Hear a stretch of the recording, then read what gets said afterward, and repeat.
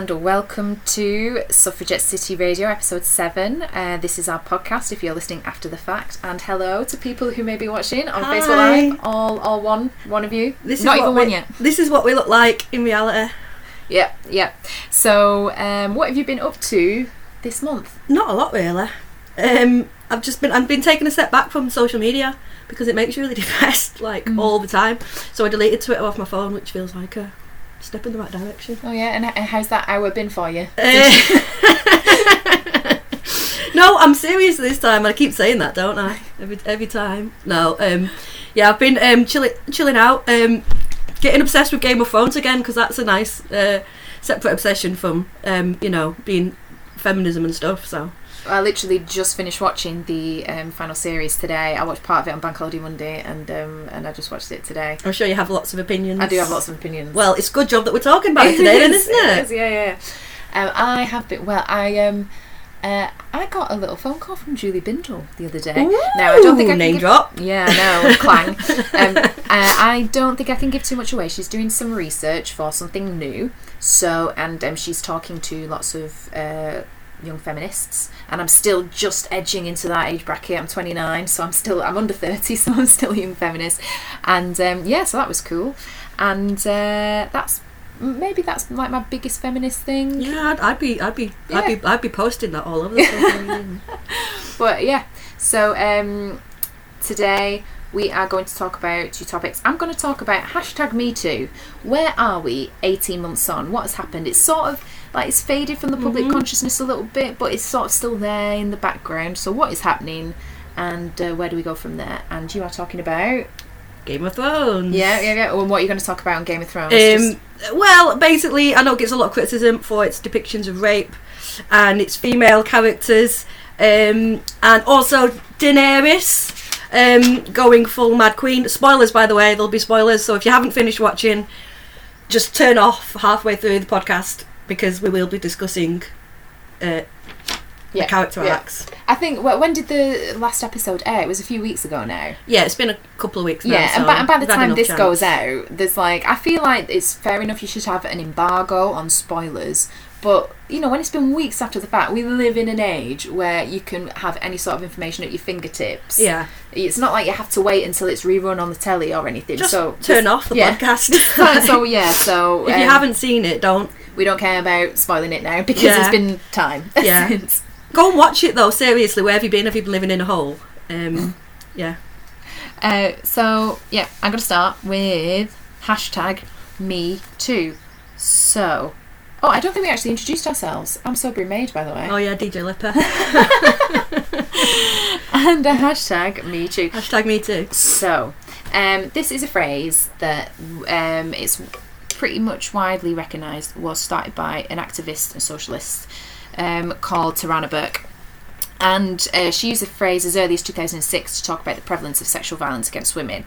And before it was a hashtag on Twitter, but just Me Too is a little bit of a kind of like a galvanising cry that because sexual violence is so common amongst women, that we can have the space to talk about it and say, me too, this happened to me as well, and you can get a bit of solidarity and empathy from that. But more recently, you might have only heard of it in the past 2 years or so because it was popularised by Alyssa Milano, actress famous for Charmed. I used to love Charmed. I watched it all the time. Is she the woman who said we should all do a sex strike? Oh yeah, she did say that recently. I quite like but she popularised it on Twitter in 2017 after the massive allegations came out against Harvey Weinstein. Now, he's pretty much, I would argue that in this cultural moment, I've just said that Tarana, but used the phrase earlier than that, but in this cultural moment, #MeToo, he was probably the name that started this whole thing off, wasn't he? I remember when that report came out, that piece, in October 2017, Harvey Weinstein, these multiple women have come with allegations against Harvey Weinstein. And I actually, I work in media, so I did know of him. Not him, I didn't know him, but I knew of him. But I think a lot of people had never, in the public consciousness, people had never really heard of him or really... Was it like a running joke how pervy he was? Well, it was in the industry, but then your average person on the street wasn't really aware. But everyone in the industry not that I'm in the Hollywood industry, but this is what I've heard from Hollywood people. But yeah, so he's a producer, film producer, and I mean, he produced so many films that you don't think of, like Swingers, all the Pulp Fiction films, like really cool, like indie cinema, sort of taking that mainstream a lot of the independent thrust with Tarantino and the like, wasn't it? Yeah, pretty much late 90s, early 2000s. He was the guy that you wanted to get behind your film if you wanted to get any traction at all. And I want to ask, where are they now? Where are these key figures now? And where are we now? Okay. Where are we now? So what's happening with Weinstein? Well, I won't go over the whole timeline because that's been covered elsewhere, and you can do a quick Google and you can see. But at the moment, so there's been multiple actresses, and Rose McGowan famously accused him, Ashley Judd as well. They're probably the two main names, but plenty of other women have. Now, in January 2019, Ashley Judd's case against Harvey Weinstein was dismissed about sexual assault and stuff, but there's still an ongoing case of defamation because she accuses him of blackballing her in Hollywood, basically making sure no one worked with her again because she was difficult. But yeah, he's pretty much, his career, like, it has, I don't think he's produced any other films. He's kind of been fighting on many fronts on this, and in an article on 24th of May, as of the 24th of May 2019, Weinstein and his former studio board members have reached a tentative deal with some of the women who have accused him, and it's alleged that this deal is worth about 44 million American dollars. That's about 34.7 million pounds. So that's the price of sexual harassment. It has a cost. That's the bill. And that's the bill. It's come up. Well, he can afford it, I'm sure. He's got his loyalties there, hasn't he? Yeah. I mean, will this exonerate him? Is he going to just go back to same old? Well, I actually just saw the other day that Juliette Binoche had said, like, oh, he's had, the public court has been berating him for long enough, he's had his time, he needs to reflect and stuff. Like, I don't know, do we cancel people forever for this? I think it depends on the person. I do think there's an argument. Well, yeah, I mean, there's an argument that if you do commit a crime and you get punished for it, are you allowed to be forgiven and welcome back into society? And I think there should be room for that. I think that if there's no room for forgiveness, then what's the point of justice? That's the point of it, isn't it? Is the way to, like, maintain when a bad thing happens, you can deal with it socially, so a person is able to re-enter society again at a certain point. But with somebody like Weinstein, he's a prolific abuser. He's not just going to stop. He's not, that's still going to be there. And it's just the message that gets sent is always, when these terrible things happen, they go away for like a couple of years and then they come back again. People like Mel Gibson, he kept getting, like, saying awful things about the Jews, and then a couple of years later we'll come out with a new film and then he's like, oh, it's just been forgiven, to do something terrible again. Oh no, 5-year hiatus for you, Mr. Cruz. Like, I think if the money's there and you've got the talent in Hollywood, then it doesn't really matter what you do. Yeah. But it's interesting that who was the gay one?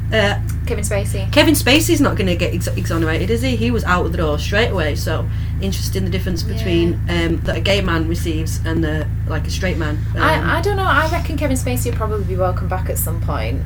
And it's already happening with the director who was named in Me Too as well, Bryan Singer. I don't want to get him mixed up with other Bryans. Okay. I think it's Bryan Singer who directed X-Men and stuff, and people have accused him. But then I think he's got another film director deal as well, and he was accused of molesting young boys and things like that. I mean, I can't say that I'm surprised. I don't think it's really done anything, is it? It's just same old, really. Yeah. I think it was interesting for me, the Me Too movement conversations were had on a personal level. I remember having a discussion with my sister and our friends who've never really talked about it before, but because it came up, we just started sharing stories. And I remember my sister telling me a story, because she's a dance coach, about just how, some guys just feel entitled to her body because she's a dancer, like they're literally trying to feel her up, and she's like teaching their children. And I was so angry and appalled. If it happens to you, that's one thing, but it's my sister telling me all this stuff that's happened to her.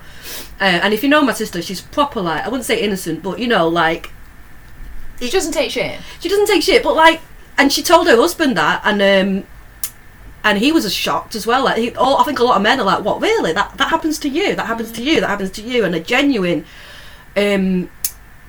ignorance about what women have to go through, and I think that conversations that were had in households in a private between brothers and sisters and wives and husbands is quite an important step forward socially.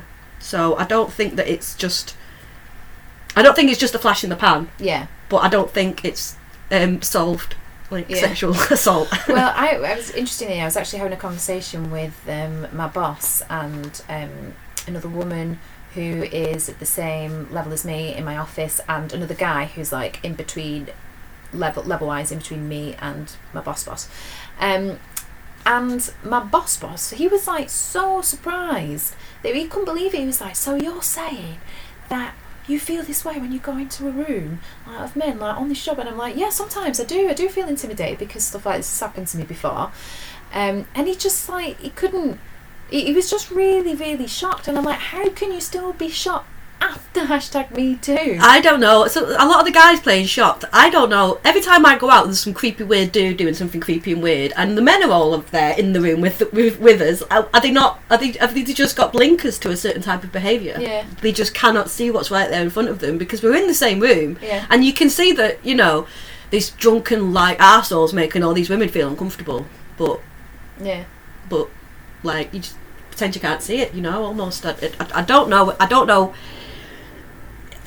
how people are still not understanding. Yeah.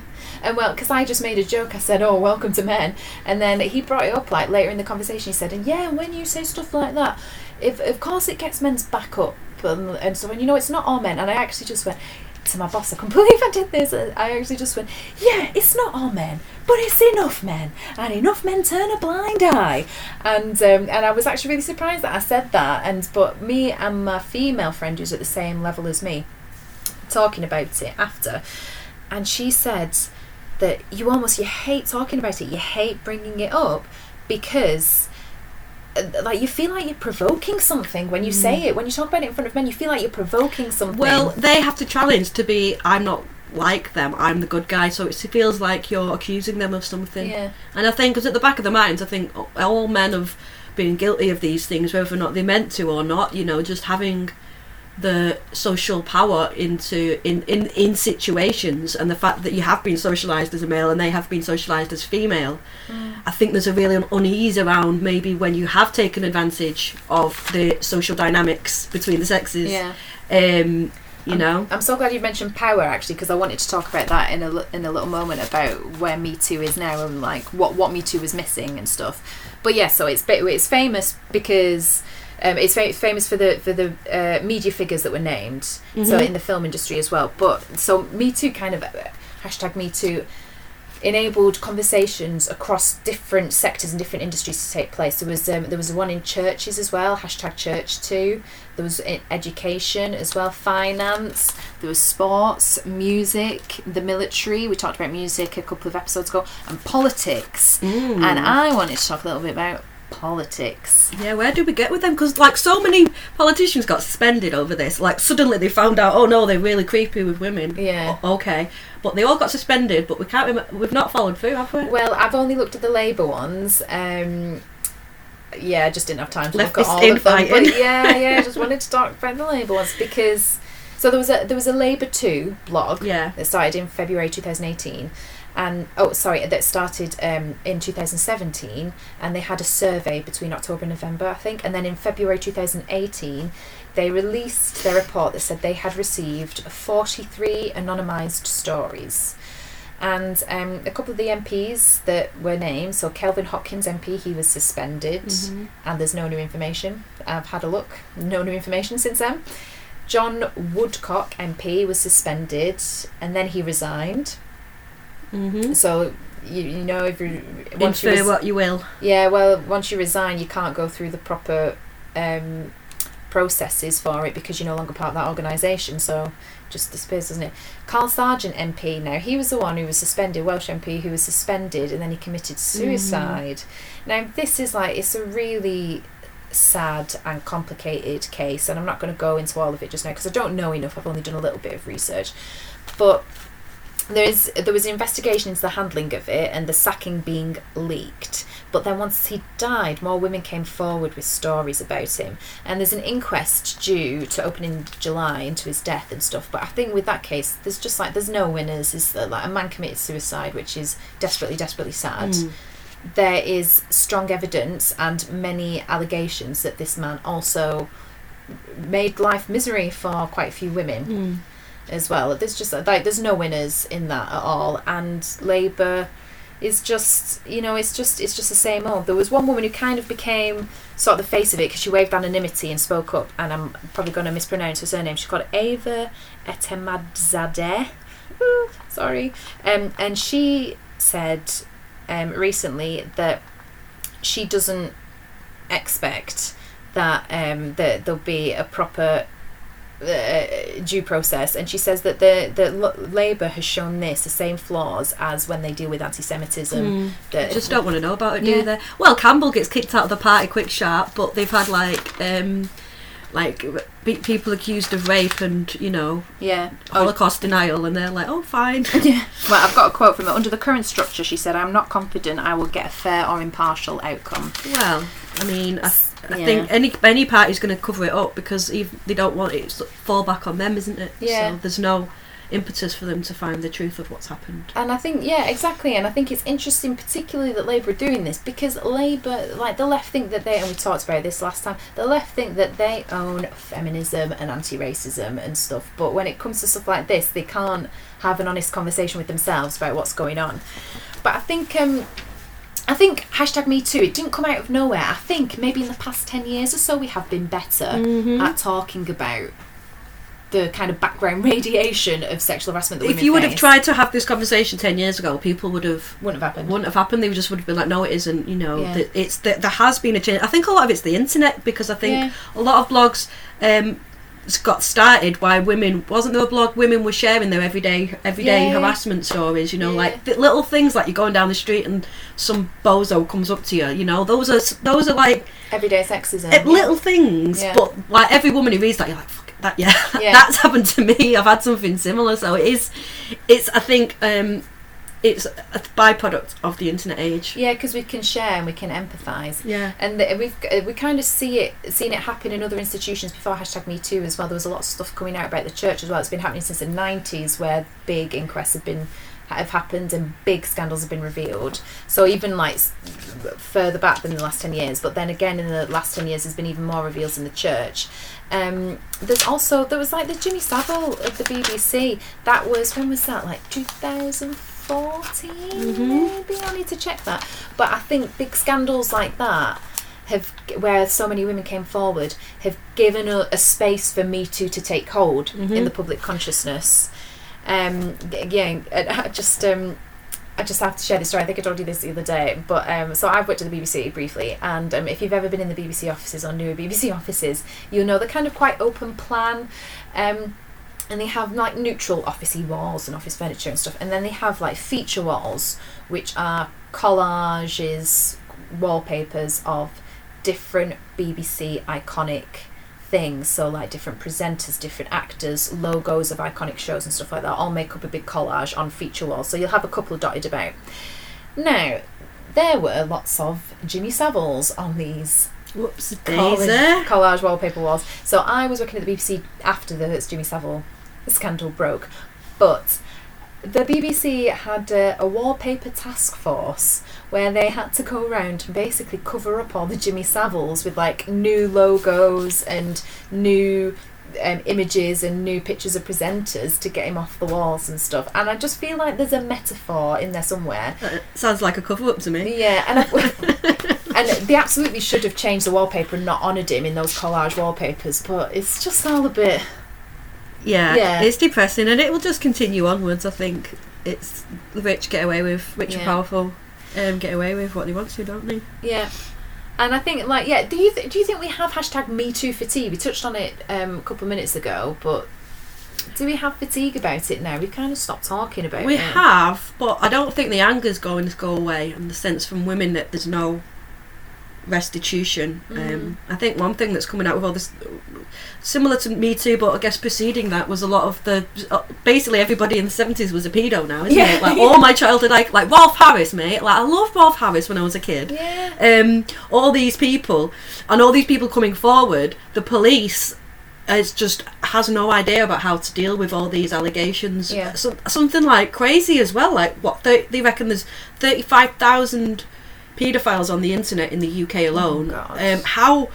And they can probably find them relatively easily by doing searches. It's just it's overwhelming. It's overwhelming. You know, if you took them all to court, there'd be no other crimes being prosecuted. It would just be sex attack cases. And it's interesting that out of all of the hate crime, all of the protected characteristics under equality law, you cannot commit a hate crime by assault against women. It's not considered.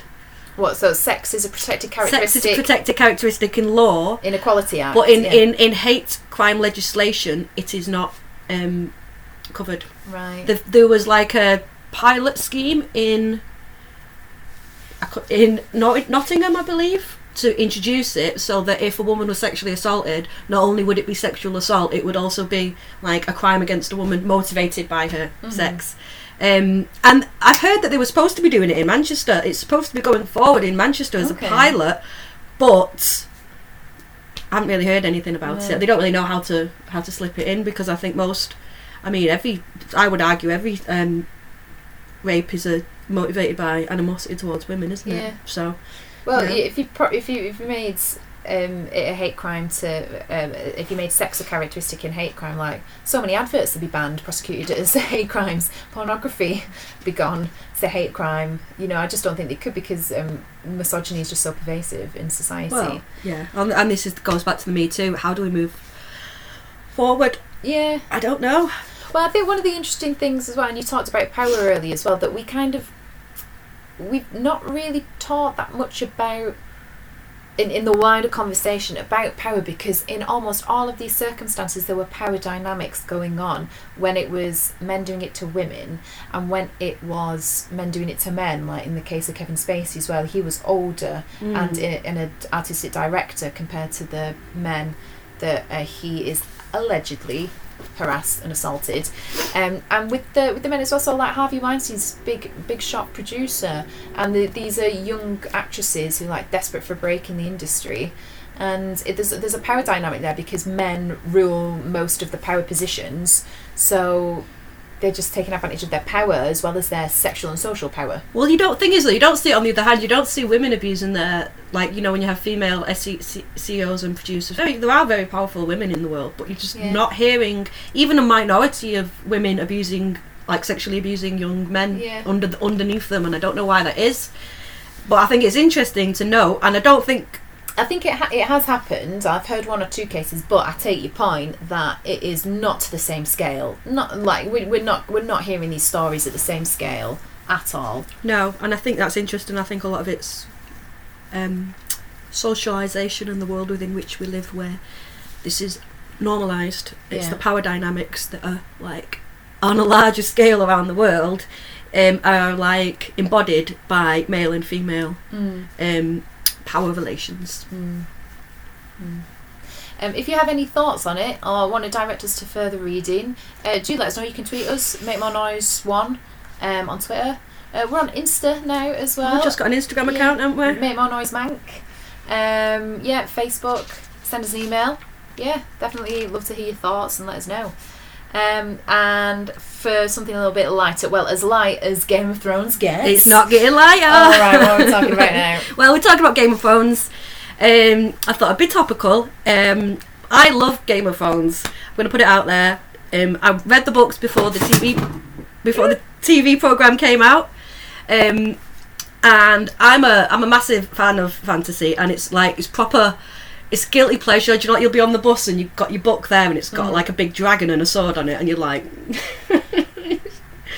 you know, it's not the coolest of fictions, but also it's very fantasy as a genre. It's very traditional. The morality is often very black and white. There's like good guys and bad guys. You know, you read Lord of the Rings and it's like, why is why are they all so evil? Like, they just are. They just no hate the reason. rule of men. There's no character development Yeah. with Sauron, is there? He's just like the source of all evil. They're just evil and live in a volcano. Yeah. Because that's where evil people live.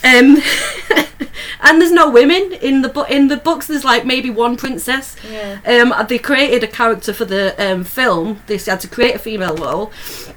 And often when they're in fantasy, they are the princess. They're not very well developed. So reading Game of Thrones is brilliant because it is almost like a realistic fantasy. It doesn't glamorise war. It shows the horror of war. It's a very modern day take on fantasy.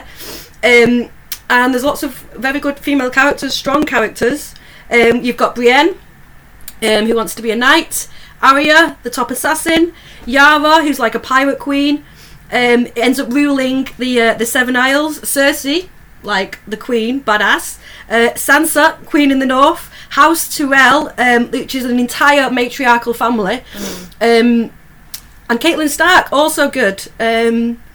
So you do have good female characters, which is often missing from other fantasy books, but it does get a lot of criticism for its portrayal of rape and sex, and I don't know, because I love it so much, it's hard for me to be objective about it. I will say there's a difference between the TV and the books, and I think a lot of that is to do with the genre itself. In the books, a lot of it is mentioned, but you don't actually, it's not described in scene, it's mentioned in passing. And it's a lot of it, they talk about how it's used as a weapon of war. It's quite interesting when they want to harry the enemies and provoke them.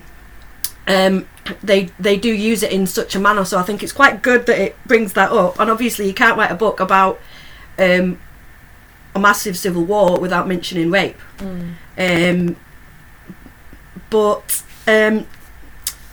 it's there are a lot of rapes in the TV show, and I was looking through actually the amount of characters who have been like raped and sexually assaulted. You have Sansa, who was horrifically abused by the sadist Ramsay Bolton.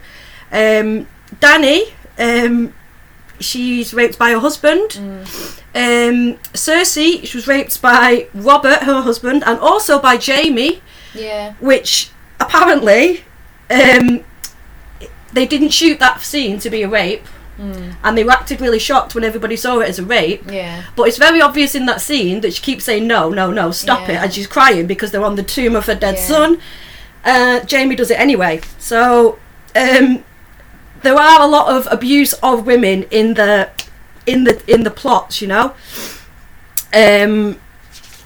So I understand the criticism that it takes, you know. I think a lot of it was from Sansa.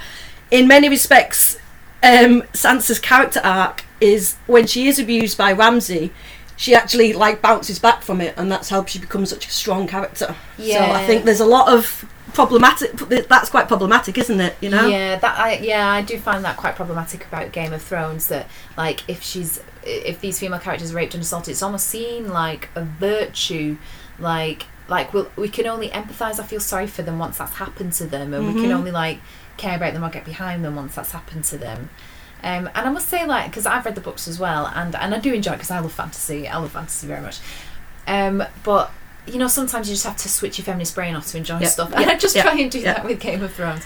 But from a feminist analysis as well, I do find it, you know, there are some good things in it, some good portrayals of female characters, but I do find some of it really jarring, and I find watching the TV show very jarring at times, at just how casually they use female bodies on the show, just discard them. And well, it's called, they actually have a word for it, somebody called it sex position. Oh yeah, sex position, yeah. Like literally, what is it, there's a scene where Tyrion's giving a backstory and telling a story, and there's just some women having sex in the background. Just put that there. But again, that's the difference between the TV version of Game of Thrones and the book. Not to say that there isn't lots of gratuitous sex in the book, but I actually don't think that it's used in a titillating way in the book. I think that it's part of the themes of the narrative of the world that it's set in. I think it's interesting as well, like the writing of the female characters in the book. So I actually do have a bit of a problem with this as well, because it still feels very male gazy, even though we have like first person narrative with especially people like Daenerys and stuff. It's like, I think a couple of episodes ago we talked about the male fantasies quote, Margaret Atwood, that there's a man in your head, you're your own voyeur. Yeah. But this is actually true in this case. So for example, there's it's in one of the early books, like the first book or the second book, and it's first person narrative. Oh no, is it first person? Yeah, it's not first person, but it's from that perspective. It's third person, but from the character's perspective. And Daenerys, she gets off a horse and she walks over somewhere, and there's like a sentence, and written by George R. R. Martin, so he chose to write this because he thought that's how a woman thinks. She gets off a horse and she moves across the floor, the sand, and the line is, her breasts moved freely beneath her shirt. And this is supposed to be from Daenerys's perspective. Now, I have to say, I don't really think about that when I'm just walking somewhere, and it just felt so male gazy that he's watching her, and it's like, oh, those titillating breasts, what a temptress as she gets off the horse. You know what's even more disturbing about that? What? Is when it starts in the book, she's 13 years old. I know. Like, this is another thing that we don't get in the books versus the TV show. All the characters are a lot younger, so like Jon Snow becomes King Commander of the Watch when he's like 16. You know, Daenerys, when she's 13, she marries the Horse Lord, and I think it makes it a lot more shocking, all what happens to them. Obviously they couldn't depict that in the TV programme because it would be illegal. And I think another thing, like the strong characters, again, it's this thing with fantasy where they can't have a female character being a normal, like, to be worthy, they have to be doing a man's role. So Brienne is a knight, Arya is like the assassin. They're quite masculine characters. Yara, she's like the queen of the Iron Islands. They're all a bit blokey, aren't they? They're like blokes, but with tits. Yeah. You know, like. And I think we've seen that in audience reaction as well. A lot of people. It's only in the last episode or two that people really got behind Sansa, but for seasons and seasons, everyone hated her. Like, or that's what I find. Well, she's so annoying in the books. Do you not find though? Like this, this is what I mean. I don't know if he does like women very much because she's like so. Oh, she's like. He only likes blokey women. Yeah, I think so. But she is like proper annoying in the books. But he writes her that way, so it's not really her fault. Yeah. But okay, we cannot finish without talking about Daenerys Targaryen, the mother of dragons, breaker of chains. And then she's gone mad last minute. Yeah. She doesn't get the dick from Jon. Yeah. And she just goes and kills everybody. Yeah. Discuss. I actually didn't hate that character arc. I thought it felt like it was coming. And I think Tyrion Lannister gave a good perspective on it when he says that she, you know, in Marine she burned the slaveholders, and we were all fine because we decided that they deserved to burn, and then in wherever else, like she burned, she killed all the nobles, and that was fine. She crucified them. Yeah. She crucified the bad brown people as well. When she's over there in Essos, they're all brown people, aren't they? So it's like in a so it doesn't matter as much, does it? It's fine if she's doing it to the people that we also don't like, but then so I could see that coming. It's not like it came out of nowhere, but I think the last series was a bit rushed. They tried to cram a lot of plot in, and I think it could have been a bit more satisfying. We could have seen a lot more of Daenerys' descent if we'd had a couple more episodes. Well, I just think that it was rushed, and when it initially happened I was very upset, but you know, my problem with Daenerys is like I was team Daenerys, like I did not see it coming.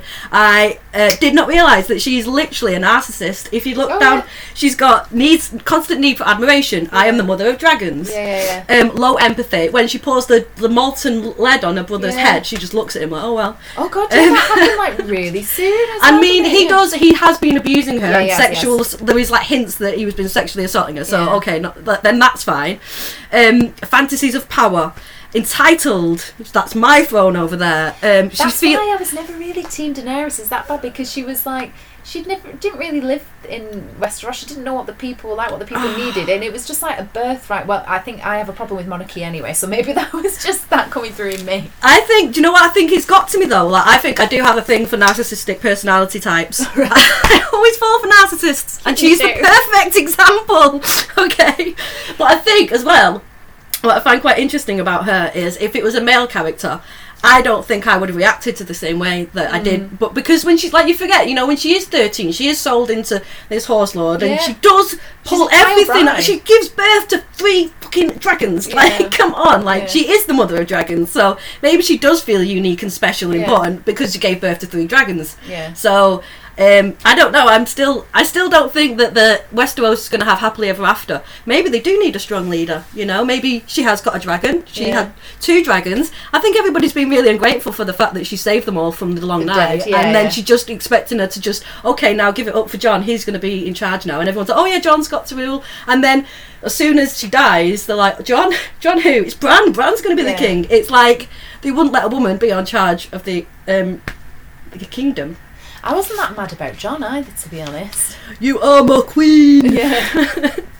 Well, I don't know. I just think there's so many things in that TV program that are stupid. Like, they set him up to be like the Azor Ahai or whatever, and he's going to save everybody, and like all this stuff about his parentage. What was the point of that? Yeah. What was the point in that? All of that. It's just like, oh well, never mind. I actually I didn't hate that though, because it was the kind of. It kind of illustrated the pointlessness of war and power games, and I kind of like that they did all have this, you know, he is the rightful heir to the throne, but ultimately it doesn't matter because power lies where men decide it lies. But yeah, power lies where men decide. Put that on a t-shirt, that. Yeah. Well, I mean, when it does finish, okay, you've got Sansa, Queen in the North. Yeah. You've got Yara as Queen of the Iron Islands. Yeah. So they haven't left things totally masculated. Totally dude heavy. No, yeah, like she's, you know, and Arya's gonna go off and like discover like America. I loved that plot arc for her, that she killed the Night King, and I think that was just perfect. Well, everybody went crazy. They're like, no, Jon should do it, or Beric should do it, and I'm like, no, Sansa is the assassin that she's been training. Oh, you mean Arya? Sorry, Arya. Yeah, Arya is the assassin. She's been training like she's literally a faceless man. Yeah. You're telling me she couldn't get up to the king and kill him? Yeah. Like, I was at the time. I was like, go on, Arya. Every plot point, everything that's happened to us led up to that moment. It was perfect. But I don't think they wanted a little girl to kill the Night King. Well, I think with Game of Thrones, it has been a cultural touchstone for us, really. Like, even if you don't watch Game of Thrones, you are aware of it and you know very broadly what it's about. But so many people watch it and talk about it, and these characters do have an impact on our lives and like what we talk about and how we view things. And getting people talking about Game of Thrones, you know, it's interesting. You can talk about issues that are in popular programs like that, and it gets people talking. All the rape in Game of Thrones has gotten people talking about rape and sexual assault, rape on screens. Why do we always see women sexually assaulted on screens and stuff? Interesting enough, castration is a big theme in the books. Yes, it is. The Unsullied, Theon. You know, so on the other side, you do have. It's not rape, but I mean, I guess it's a form of rape that you would do on a man, like to remove somebody's testicles is like the power, you know. So it's interesting, and again, it's the difference between the book and the TV show. Well, it's definitely a recurring theme throughout it, is the loss of power somehow, you know. Yeah, I read an interesting stats a while ago that if you want to talk about an issue, you can make a panorama about that issue, and you can get like 100,000, couple 100,000 viewers, maybe 1 million viewers. If you put that issue on something like EastEnders that still gets millions of viewers, people will talk about it. And just because it's not necessarily highbrow or not necessarily the forum that the elites have decided is where we should talk about this, doesn't mean that it doesn't have cultural impact and people aren't going to talk about it. And I wonder if Game of Thrones has sort of done that for us. Maybe. Also, people just like dragons. Yeah, this is true. Like, I love fantasy. But yeah, have you got any thoughts on Game of Thrones or any other cultural touch points that, you know? if you want to recommend some badass feminist fantasy, because I've never actually read anything like, do any feminists write fantasy novels? There is. I think I saw a list somewhere. I'll try and send it to you. But if you do have any recommendations, because I'd like to read some of that. The Ursula Le Guin does the. She's more sci-fi. Tales of Earthsea and stuff. She's like sci-fi. Okay, yeah. But I think I've read one of hers. She's good. I think I've got one of them here. There's that I'll find it. But yeah, if you have any recommendations, Make My Noise 1 on Twitter or on Insta or Facebook or Carrie Pigeon, let us know. Okay, we're about to wrap up the show. Before we do, we just want to say, if you haven't done so already, if you are on iTunes or wherever you get your podcasts, if Stitcher. you can subscribe, Spotify, and give us a review. It all counts. Like I say, we do this, you can see, recorded in my bedroom. So any help would go a long way. What have we got coming up as well? We've got our disco. Women's Disco, 22nd of June, Women's Disco. Get your tickets. We're just absolutely gonna blast social media. Oh, it's the last podcast before the disco, isn't it? Come.